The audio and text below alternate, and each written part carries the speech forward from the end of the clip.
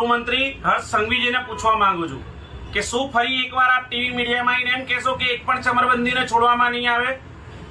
માનનીય ગૃહમંત્રી શ્રી, તમે ટીવી મીડિયાના હીરો બનવાનું બંધ કરીને જેમ પહેલાના જમાનામાં રાજા મહારાજાઓ પોતાના નગરની ચિંતા કરવા માટે રાતે વેશ પલટો કરીને નીકળતા હતા, એ રીતે આપ ગૃહમંત્રી તરીકે વેશ પલટો કરીને નગર યાત્રાએ નીકળો, આપના પોલીસ સ્ટેશનની હદમાં નીકળો, તો આપને ખબર આવશે કે ગુજરાત પોલીસમાં ભ્રષ્ટાચારના લીધે લો એન્ડ ઓર્ડરની પરિસ્થિતિ કેટલી કથળી છે.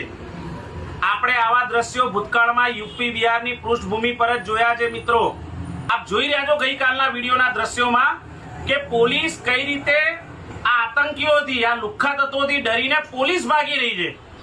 જેમને કાયદાનો ડર નથી રહ્યો, જેને ખાખીનો ડર નથી રહ્યો. કેમ નથી રહ્યો? પોલીસ ખાતું અને પોલીસ વિભાગના જે ભ્રષ્ટ કર્મચારીઓ છે, જેને 24 કલાક મફતમાં નોનવેજ જોઈએ છે, દારૂ જોઈએ છે, હપ્તાખોરી કરીને પૈસા જોઈએ છે, એ પોલીસના કર્મચારીઓની નપુસકતાના લીધે આજે ગુજરાતની અને અમદાવાદની લો એન્ડ ઓર્ડરની આ સ્થિતિ થઈ છે. અને એના માટે કોઈ જવાબદાર હોય તે ભાજપની સરકાર છે અને ભાજપના ગૃહમંત્રી છે.